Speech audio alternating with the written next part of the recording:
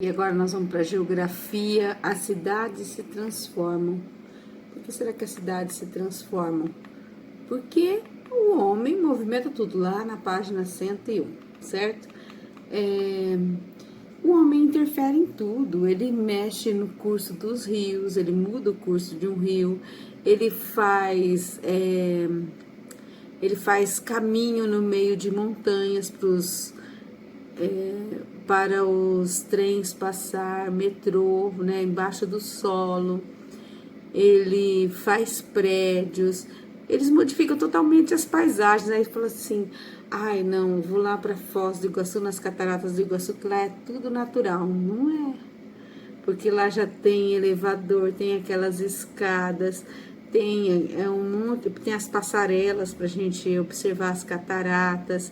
Então não é tudo natural, já está interferindo, o homem já interferiu, já modificou o ambiente.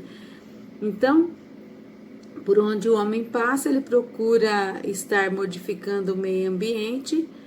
A maioria das vezes é para sua melhor condição de vida, constrói estradas.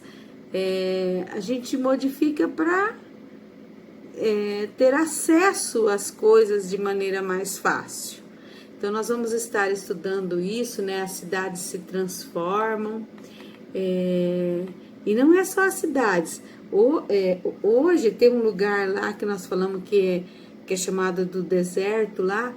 Tem um lugar lá que hoje dá tanto alimento, porque o homem, através de estudos, conseguiu fazer com que esse local produzisse muito. E eles são capazes de reutilizar. Isso aconteceu lá em Israel. É muito bacana isso que nós vamos observar, né? Não é só as paisagens urbanas que são modificadas, as rurais também.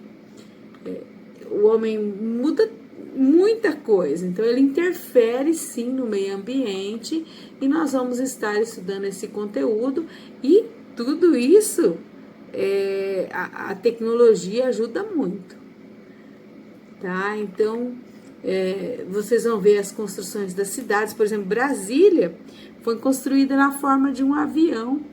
Claro, hoje já não tem mais essa forma, porque já construíram tantas favelas ali do lado, mas aquilo era para ser só uma cidade de ricos, de bacanas, com, né, uma cidade bem estruturada, mas que atraiu muita gente para aquela região. Então, por exemplo, lá, a Ilha do Mel no Paraná, já foi modificada desde 1700, quando construíram o farol das Conchas lá, o forte, que é onde eles observavam os navios que chegavam. Eles às vezes afundavam muitos navios ali para o povo não invadir a área que os portugueses, né, diziam que eram deles. Então, tudo tem modificação urbana. São raríssimos os lugares que não há esse tipo de modificação. E por quê? E aí, a partir daí, o homem explora o ambiente de várias formas, para turismo. Hoje em dia, até nas fazendas, vocês vão ver que vai ter o agroturismo.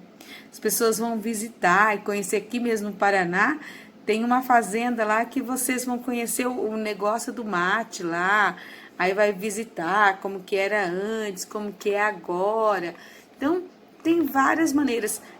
Lá perto da minha cidade, tem um lugar lá que você vai tomar o café da manhã.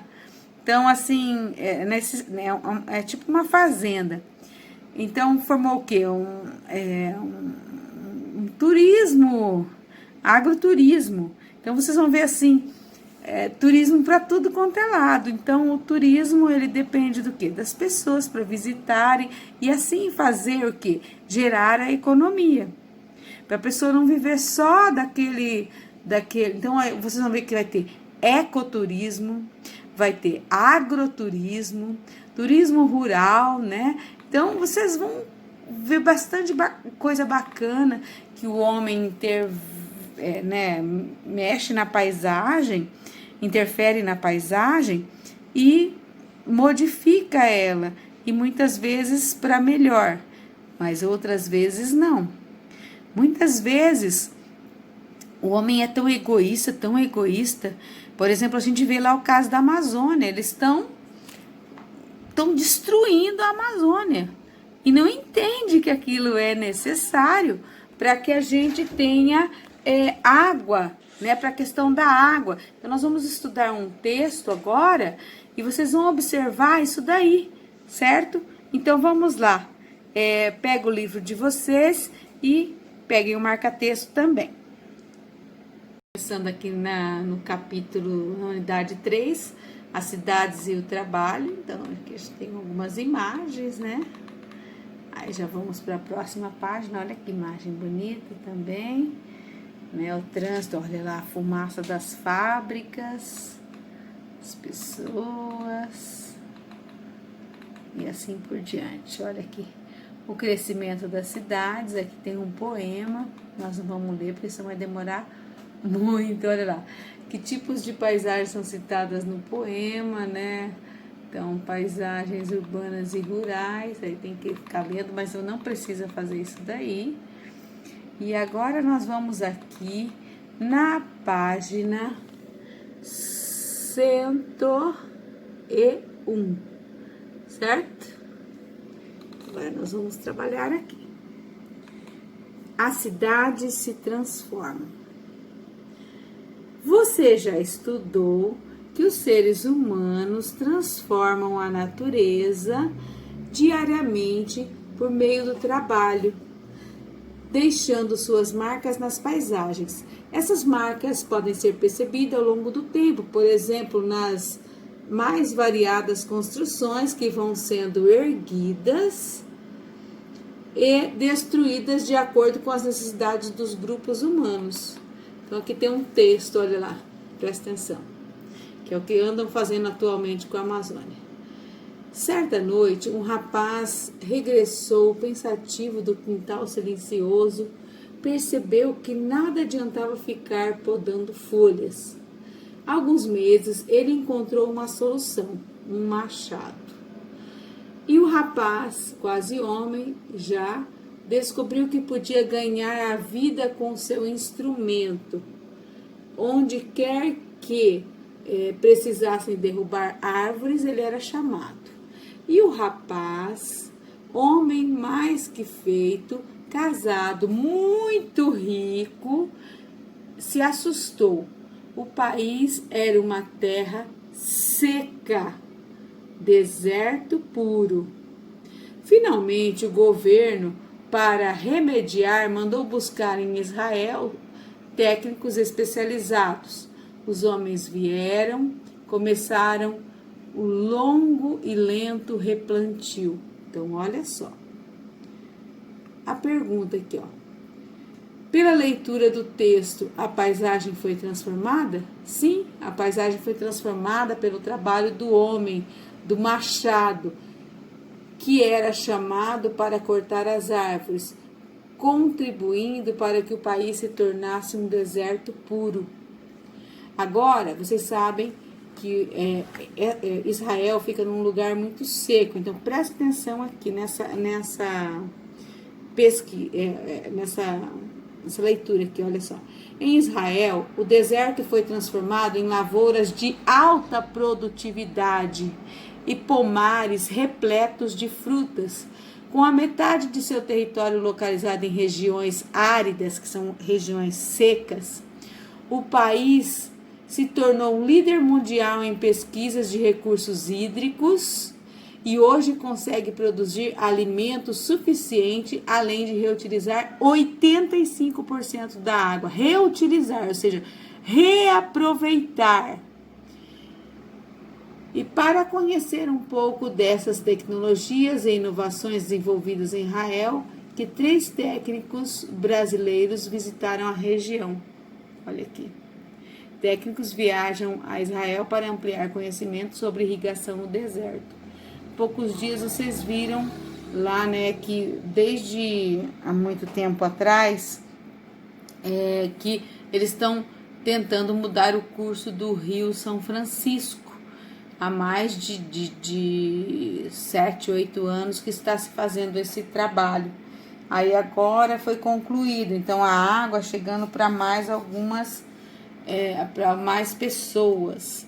Claro que aquelas por onde o leito passava com maior intensidade acabam sendo prejudicadas também. Então tudo tem um lado bom e um lado ruim. É muito raro ter só o lado bom. Em muitas cidades, além das constantes modificações, chamam a atenção as formas urbanas que elas têm, relacionadas diretamente com o sistema viário, ou seja, vocês veem as ruas, geralmente elas formam quadrados, retângulos. Vamos ver exemplos mais comuns. Muitas vezes as cidades crescem acompanhando a extensão de uma estrada, de uma linha férrea ou até mesmo de um rio. Você vai entender como um projeto para promover a ocupação da região norte e centro-oeste no Brasil impulsionou o crescimento de muitas cidades e transformações na paisagem. Na década de 1960, uma enorme rodovia começou a ser construída. Ela recebeu o nome de Belém-Brasília, pois pretendia interligar essas duas capitais, aumentando o escoamento e produtos agrícolas e integrando as regiões norte e centro-oeste. Muitas cidades começaram a ser construídas às margens dessa rodovia. O sistema viário brasileiro foi o elemento mais importante, ou seja, sistema viário brasileiro, olha só, foi o elemento mais importante para o planejamento e organização e o crescimento das cidades às margens dessa rodovia. Olha aqui, a rodovia é essa vermelhinha aqui nesse mapa, olha. Esse daqui, ó. Estão vendo esse vermelho que a professora está passando com o mouse em cima? Tá? Então, esse foi o principal motivo. Ok? Muitas cidades começaram a ser construídas às margens dessa rodovia. O sistema viário brasileiro foi um elemento mais importante para o planejamento, a organização e o crescimento das cidades às margens dessa rodovia, o que fez com que suas atividades econômicas e sua forma urbana acompanhassem a estrada. Essa forma urbana é conhecida como linear. Olha só, linear. Então, olha as cidades aqui, ó, todas próximas à rodovia. Que bacana, ó. Imagem de satélite mostra municípios de Dom Eliseu, no estado do Pará, acompanhando as margens da rodovia Belém-Brasília. Aqui é a construção da rodovia Belém-Brasília em 1970. Agora nós vamos para a página 103. Agora aqui na página 103. Além de forma linear, as cidades podem apresentar outras formas urbanas.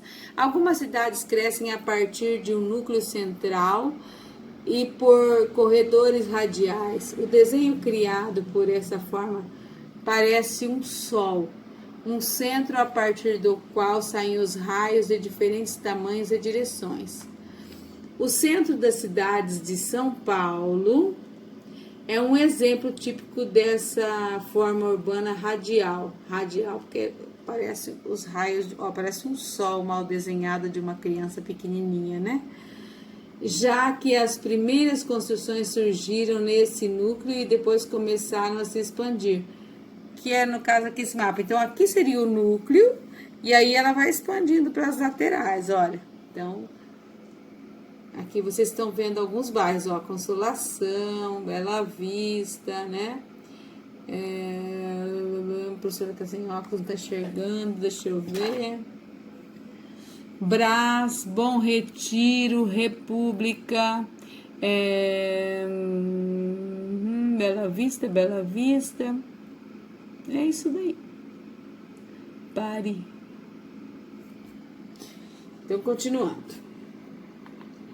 Outras cidades crescem de forma planejada. Essa organização faz com que o desenho quase geométrico do cruzamento de suas ruas e avenidas lembre um tabuleiro de xadrez. Olha que dá pra gente ver bem, olha, as ruas todas, né, certinhas, que dá o nome a essa forma urbana.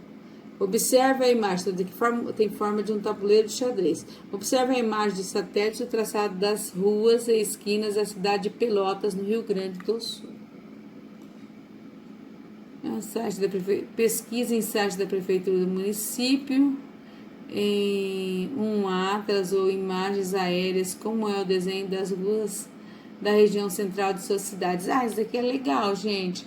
Vocês vão ver como que é o mapa de Campo Mourão. A gente só acha o mapa de Campo Mourão da zona urbana. Muito difícil a gente ver geral, assim. Então, se vocês puderem, vocês pesquisem esse mapa.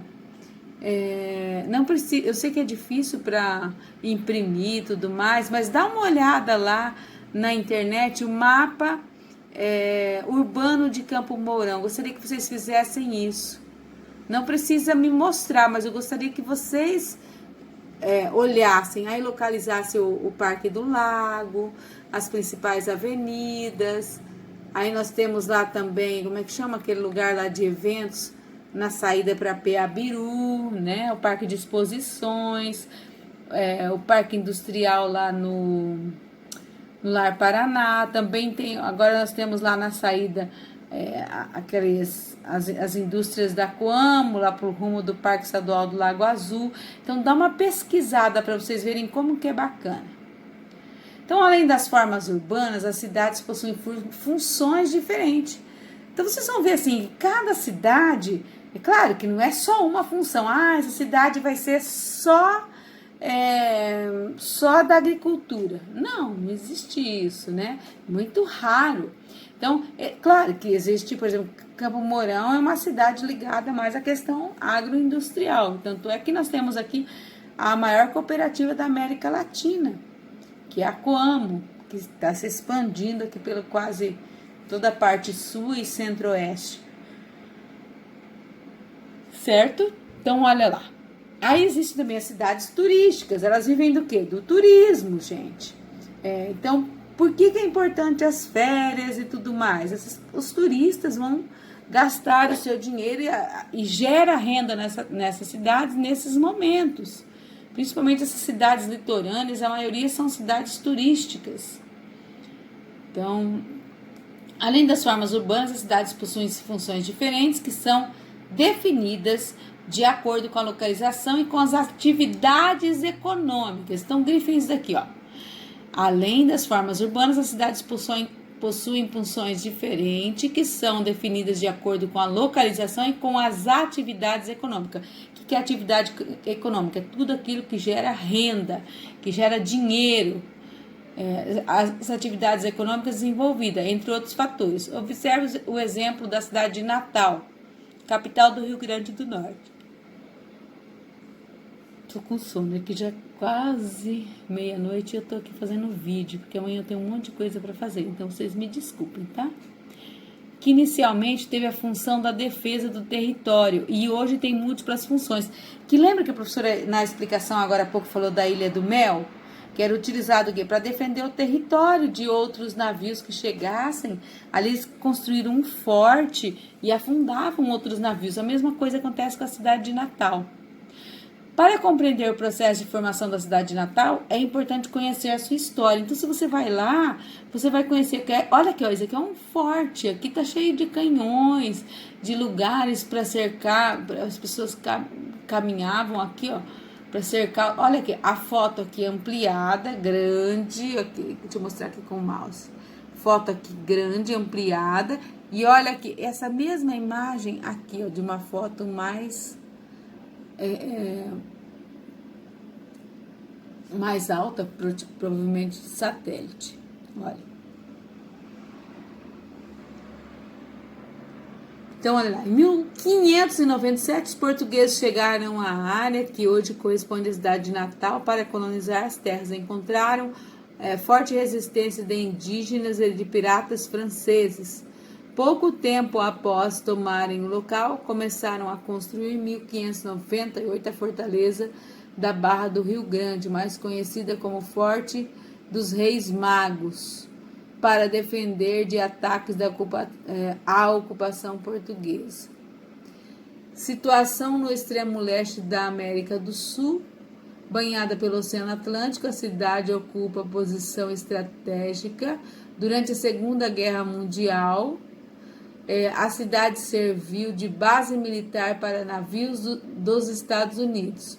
No século atual, o desenvolvimento urbano de Natal acelerou e a população cresceu, chegando a mais de 877 mil habitantes em 2016. Essa é uma imagem, uma foto de satélite. Agora aqui nós temos na imagem 3. Em 1965 foi inaugurado em Natal a Base Aérea Centro de Lançamento de Barreiras do Inferno, CLBI.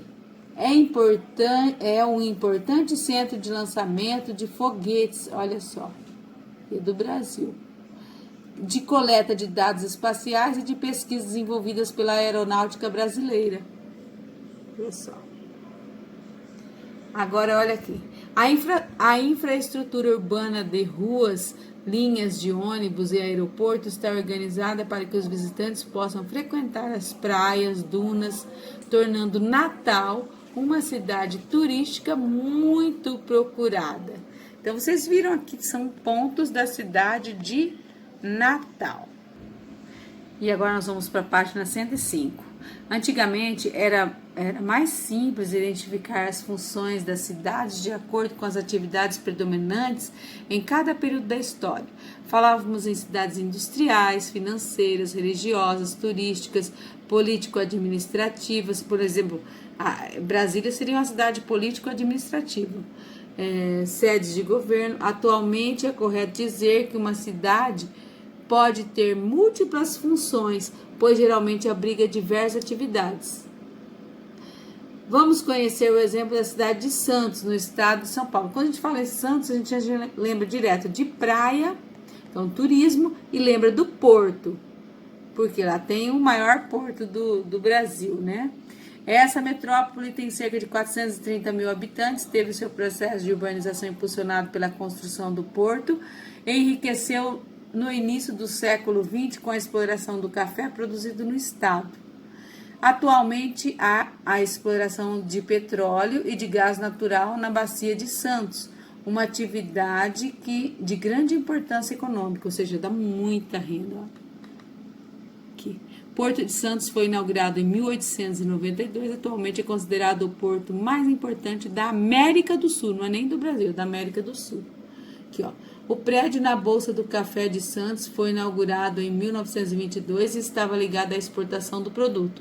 Hoje o edifício abriga o Museu do Café. Olha que bacana, que lindo. Então, ou seja, aqui é um ponto turístico para se visitar. Aqui todo mundo também quer conhecer. Olha o tamanho desse porto, gente. Agora ainda, ó, tudo de Santos, ó. Santos abriga o maior jardim de orla marítima do mundo, com mais de 5 quilômetros de extensão, olha só. Então, a maior extensão de praia está em Santos. Atualmente, as ruas do Centro Histórico de Santos concentram restaurantes, hotéis, bares e uma agitada vida cultural. Olha, mas é uma cidade antiga. Qual dessas imagens você acha que melhor representa a economia da cidade de Santos? Então, podem responder aqui mesmo no livro. Agora vocês vão fazer uma atividade sobre a cidade onde moram. O professor encaminhará essa tarefa. Qual que é a principal? Quando a gente fala em Campo Mourão e você está numa outra cidade, o que as pessoas mais falam daqui? Tenho certeza que eles falam da Coamo. Por quê? É um dos fatores mais importantes, que é a maior cooperativa da América Latina. Eu já fui em outras cidades que todo mundo fala, eu sei, lá tem aquela cooperativa gigante e tal, né? Então conhece Campo Mourão dessa forma. Veja municípios brasileiros que receberão milhares de visitantes todos os anos e tem o turismo como sua principal atividade econômica. Falei bastante do turismo para vocês. Geralmente, esses municípios são conhecidos por sua beleza natural, suas manifestações culturais e paisagens históricas, atraindo turistas brasileiros e estrangeiros. É o caso aqui de Foz do Iguaçu, né? Que é uma cidade linda, as nossas praias, assim. Não é nem que a cidade é tão linda, são as paisagens naturais. O turismo é uma atividade do setor terciário. Podem grifar isso daí. O turismo é uma atividade do setor terciário. Para que gere renda, requer que os municípios criem infraestrutura necessária para atender os turistas. Então, aí, o que precisa criar? Olha só, vai movimentar a paisagem, olha, vai modificar. Estradas de acesso, portos, aeroportos, rodoviárias, ruas em boas condições para a circulação de ônibus, rede de hotéis, pousadas, restaurantes, comércios, museus e outras atrações de lazer e diversão.